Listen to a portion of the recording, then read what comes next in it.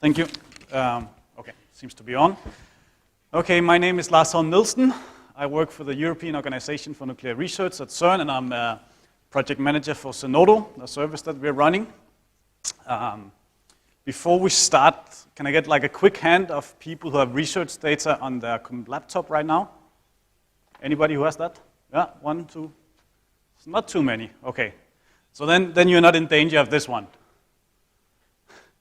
A very important laptop lost in a bus with crucial scientific data and many years of research work inside.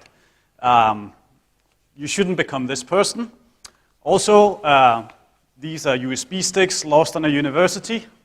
Another way to lose your research data. This is you cleaning up your research data. And in the more dramatic area, we have here the TU Delft Faculty of Architecture, I think it was, building burning down to the ground. It's research offices for more than 800 researchers with everything lost inside, simply because of a short circuit in a coffee machine. We all know that's the lifeline of any researcher, right? So this is ways that you can lose your research data. So with Zenodo, what we try to do is get your research data into an archive and help you get credit for doing that. I think most of you are familiar with the sentence publish or perish, stating the need to publish your research in order to advance your career. And while this is so for publications, it's really not so for research data and software and all the other research products that you have today. Only around 20% of researchers actually store their research data in a proper digital archive where it will be taken care of for the future. And this is really huge amount of research data that is not being stored and not being saved today. It's estimated at petabytes to exabytes of research data which is out there, which is not basically stored in our archive today. And it is way bigger than all the research data we actually have at CERN. This research data is usually stored on your laptops. It's stored on external hard drives. You can buy a 1 terabyte disk for 150 euros or 100 euros. So it's easy to store large amount of research data, while if you go to your university department, usually they start claiming much more for like 1 terabyte.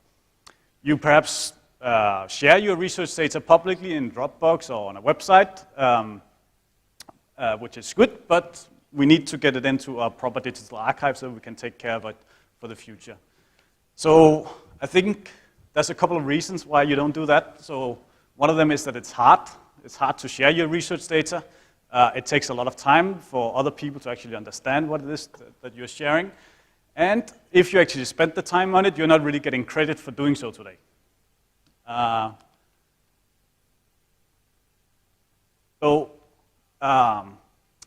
The past years, there's these data journals starting to pop up. These data journals allow you to describe your data in detail and get a publication out of it that you can put up in your publication list and then get a better job next time. Where Zenodo, we try to do is make it as easy as possible to share your research data so that it's not hard anymore. Simply get it out there, get it into an archive, and then we try to help you integrate into all the rest of the scholarly communication infrastructure so that you can get credit for doing so. We really believe that the first step is just capturing the content. Right now, we're just trying to get your research data into a proper archive. It's not the ideal way of doing it, but it's simply the first step that we need to get over first. So, Zenodo is a research data archive. It's pretty simple. You upload your research data, you describe it, and you publish it.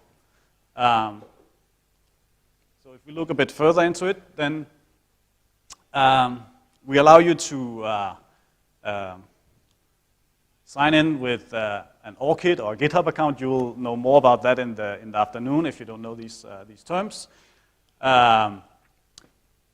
You can choose your files straight from your drive. We have unlimited file sizes, but support up to 2 gigabytes per file. And you can choose your files straight from your Dropbox if you like as well.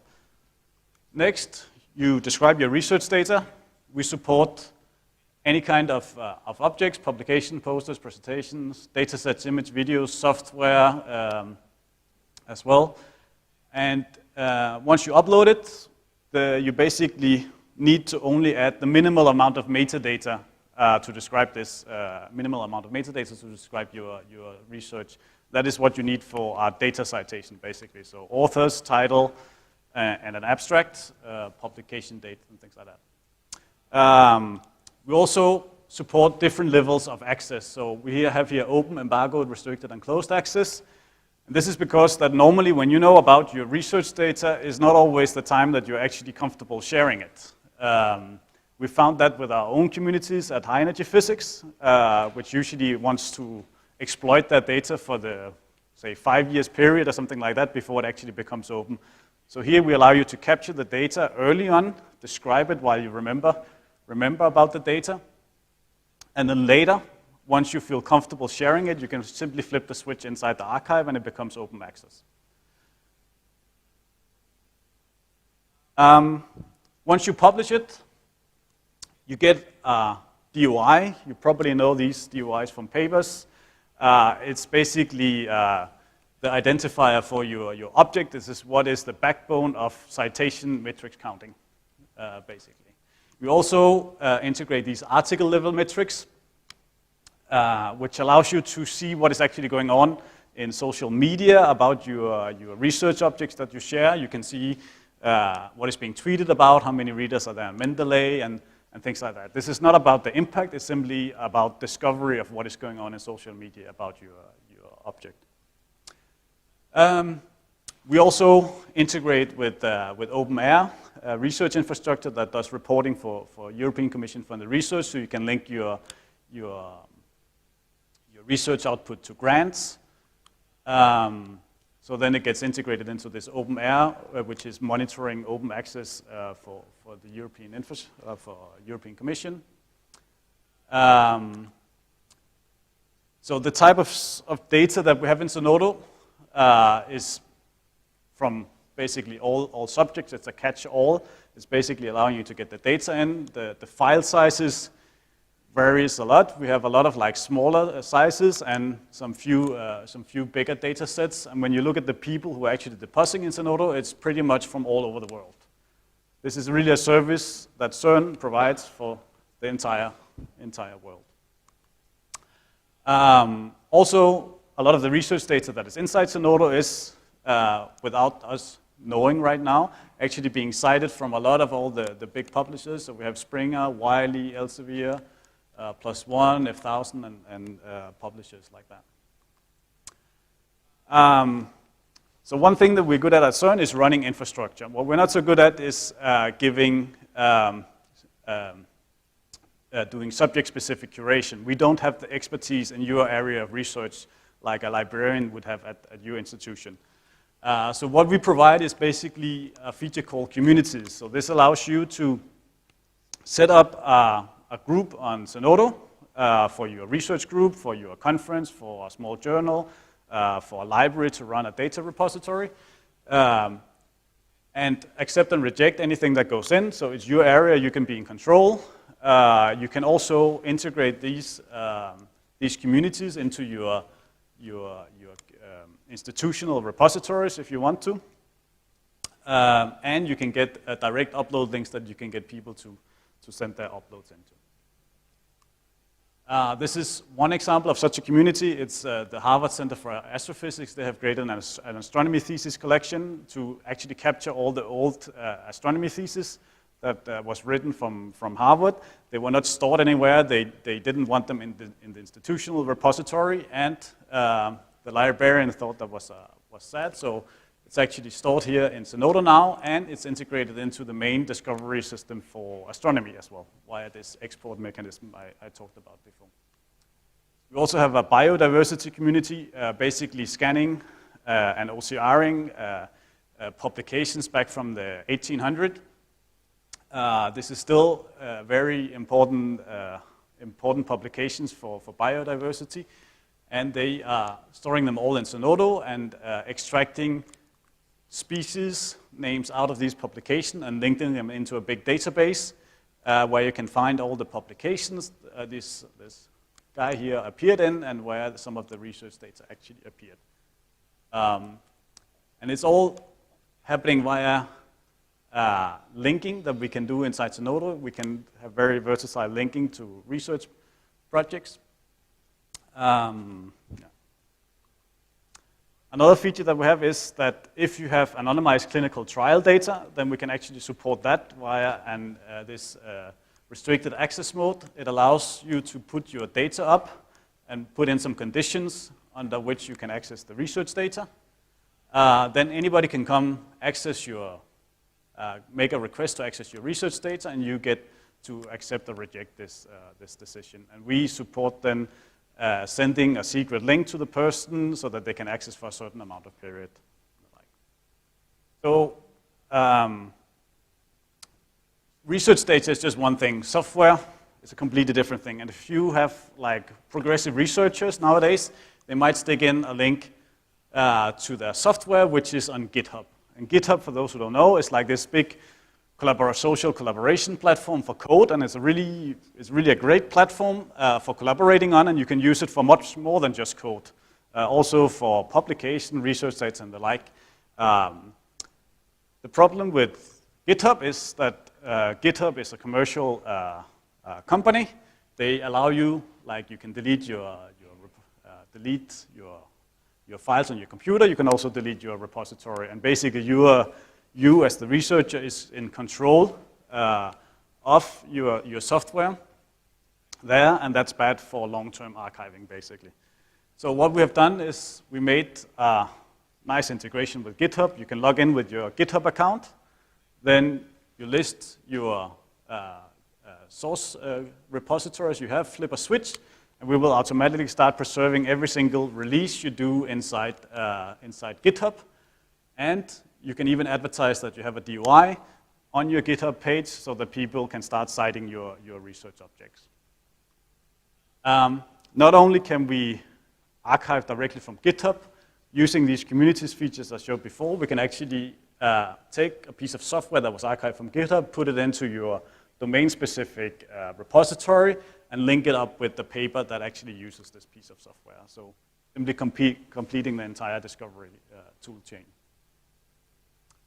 In terms of sustainability and safety, then this is all hosted at CERN. This is a CERN service. We guarantee that we keep your data safe for as long as CERN exists. And just to give you an idea of what that involves, and then we have our tape systems. Tape is the cheapest way and best way to long-term archive things today still. It can seem old-fashioned, but it is. And we check these tape at a regular level. Takes roughly 3 years to go through all our data at CERN on tapes. And when we do that, we do find that from 100 petabytes, roughly something like 6 gigabytes of research data have to be taken back from a backup. Okay, so this is all things that we're actually doing for you. Also, this is an open project. You can participate in it if there's features you like, things that doesn't work as you want them to. We're very receptive to feedback. Feel free to come and join the discussion on our GitHub page. I think some of the differentiating features of Zenodo is that we're not a company. We already provide large-scale operation from our own high-energy physics community. We have this distributed community curation that allows us to run the platform and you to do the curation work. We think we are very easy to use, have low barriers, and basically no restrictions to what you can do online. Thank you.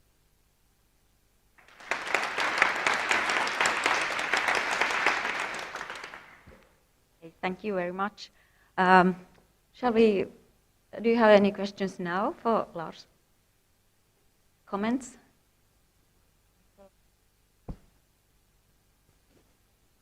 No. But let's take a look. We have one question in Flinga. It was for Damien, I think. Was it? Yeah. So Damien, would you please? There's a question for you. About methodology. Maybe you can use this.